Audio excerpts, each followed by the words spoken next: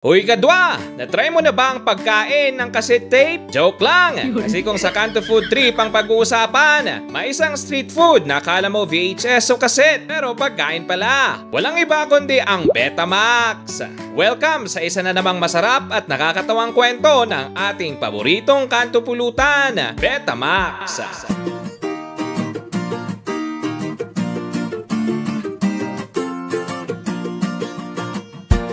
So bakit nga ba Betamax ang tawag? Simple lang, dahil hugis siya ng lumang cassette tapes na tinatawag na Betamax noong 80s. Oo, yung panahon na kapag nag-rewind ka ng pelikula, kailangan mo pang umihip sa player para gumana. At saan ba galing ang Betamax? Aba syempre, sa kalsada ng Pilipinas, ang tunay na laboratory ng street food innovation. Ang mga tinderong Pinoy para walang tapon sa manok, ginawang tusok-tusok ang dugo nito. Pinatuyo, niluto at boom! Nagkaroon tayo ng Betamax. Ano-ano nga ba ang mga ingredients? Pinatuyong dugo ng manok, kung minsan baboy. Timpla ng asin at konting secret spices. Pero wag kang magalala, hindi ito password ng Wi-Fi. Tusok sa barbecue stick at ihawin hanggang maging charred at smoky. Mga iba't ibang bersyon. Yung iba pinapahiran ng sukat bawang pang malakasang asim.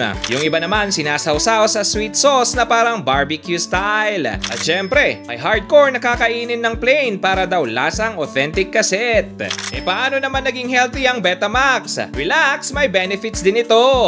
Protein source. Oo, kahit dugo, may sustansya yan. High in iron. Para sa mga mahihilo-hilo, ito ang sagot. At syempre, benefit number 1, budget friendly. Isang stick lang, solve na ang pulutan mo sa inuman. Dagdag kaalaman. Alam mo ba na sa ibang bansa tulad ng Spain at France, uso din ang pagkain ng dugo pero fancy pa ang tawag nila. Dito sa atin, straight to the point. Betamax, tusok, ihaw, kain. Ganun kasimple. Kaya next time na mag-street food trip ka, huwag kang matakot tikman ang Betamax. Hindi mo kailangan ng player para kainin ito. Barbecue stick lang. Solve na. Betamax. Yummy!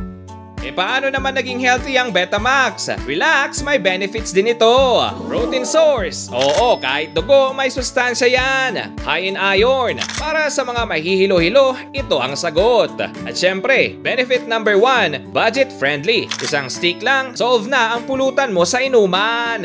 Dagdag kaalaman. Alam mo ba na sa ibang bansa tulad ng Spain at France, uso din ang pagkain ng dugo pero fancy pa ang tawag nila. Dito sa atin, straight to the point. Betamax.